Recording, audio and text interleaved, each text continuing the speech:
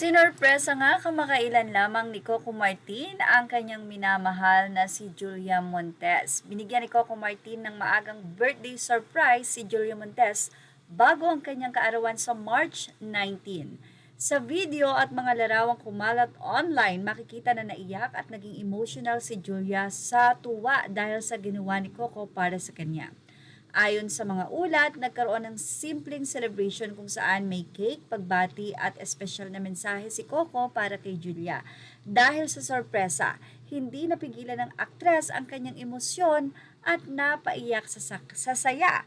Hindi lang yon dahil napayakap pa siya ng mahigpit sa kanyang minamahal na si Coco Martin at napa-I love you itong si Coco Martin, and then first time ever nga daw na napaka-clingy na sa isa't isa, showy na ni Julia Montes at Coco Martin sa social media. Ipinapakita na nila to na nagkaroon pa nga sila ng lips to lips or nag-kiss ito.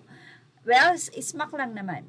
Ayon sa mga ulat, napakaraming netizen ang kinilig at nag-comment na couple goals ang dalawa.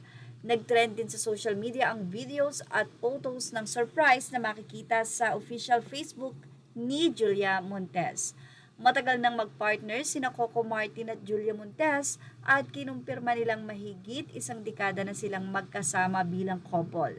Sa kabuuan, ang simpleng birthday surprise ni Coco Martin ay nagpakita ng kanilang matibay na relasyon, kaya naman ang maraming fans ay natuwa at kinalig sa sweet gestures ng aktor.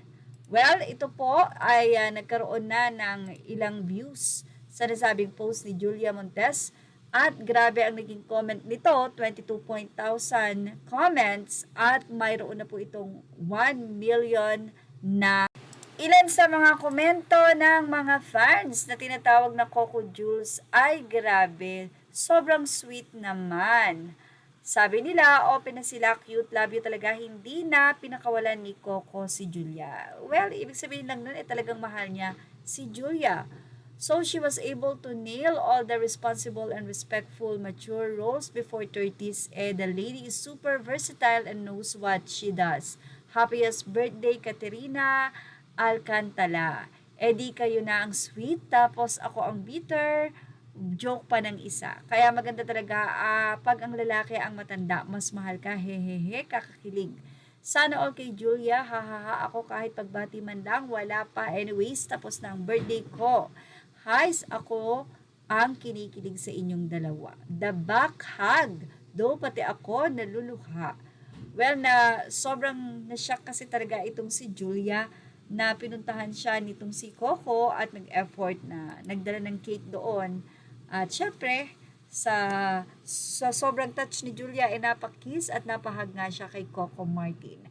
Yan ang ating Showbiz Now update. Images are all credit to the rightful owners. Thank you for watching Showbiz Now.